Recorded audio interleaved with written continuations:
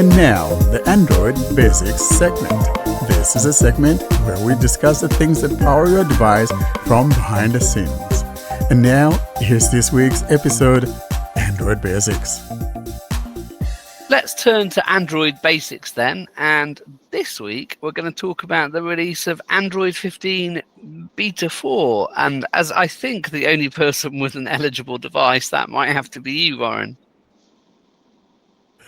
I'm excited about it, even though not much has changed besides the platform stability, second platform stability and finalization of things and all of that. Nothing major was brought in this new Android 15 Beta 4. Of course, now we have some things that were hidden behind the flag now brought to view. And I'm looking at the diagnostics found in the system settings and under settings or under system.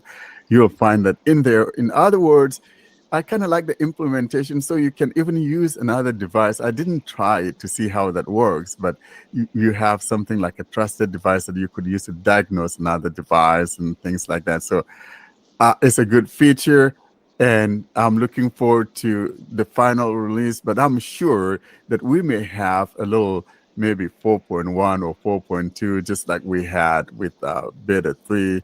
We may have little patches here before the final Google Android 15 comes out on August the 13th. So we're on a countdown. I'm excited, looking forward to it, and especially looking forward to the phones. I know you and Sally don't want the phones, but it's what I'm looking forward to. Unbelievable stuff. But that's what the update is. You know, I can't believe mine was like almost 700 MB, 659 MBs to be exact. But like I said, it's just little fixes and stabilization. Another good thing that comes along with this one is that if you have enabled that private space, you can now unlock that private space using your face. And those are probably some of the major highlights of this Beta 4. So what you're saying is then, if I have a proper phone running Android 15 and your rubbish Fisher-Price, absolutely useless device has failed, I can diagnose it. Like, I know what it is by looking at it. I can go into Pixel and just throw it away. But nominally, if there's a software issue, I can diagnose that with a companion device, can I? Yeah, that's what it sounds like. Because when you go in there, you have two choices. You could use another device to do that. And so you could use that to diagnose if there are any touch problems that you're having, maybe unresponsiveness, the screen is not responsive. It will diagnose that. It will also diagnose the battery and all of that. So it's a nice implementation. And I think we may find it useful. But so before you probably take your phone to repairs, you could run that and see what the problem is. So at least you have a clue as to what's ailing your phone. So the person who is going to be making the repairs is not taking you for granted and just charging you a boatload of moolah. I don't know. I'm just trying to see, use cases for it, and that might be one of those. And you mentioned the 13th of August. Is that a confirmed release date then for Android 15? They don't normally do that, do they? Or is that a It is. speculated date? Yeah, it's a confirmed date Is it? that we'll be having that Google event on August the 13th. And, great. But is that the great confirmed phones. release date for Android 15? Or is that the confirmed, or do you think they're the same?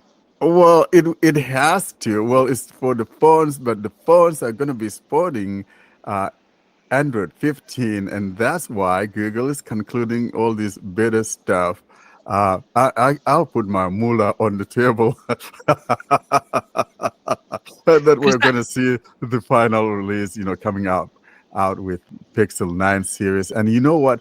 I'm even beginning to think that we may even see Android 15 final release before the launch of the phones. Because that's aren't they normally October? The phones. Yeah, usually it's October, but it got moved back a couple of months this year.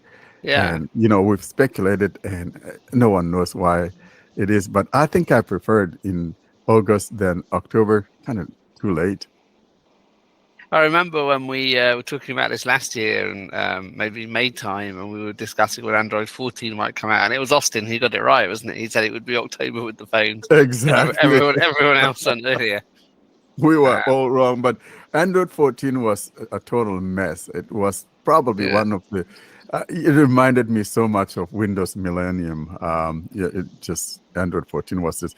It was a very rocky start, and it just continued going on that direction. It was just awful. This year, though, hasn't been like that. So this is following the normal norm of the releases that we've seen in the past. So I'm thinking it's going to be. That we may actually see this Android 15 stable release maybe the Monday before the release of the phones, or maybe even the week before the week of the phone releases. So we'll see what happens.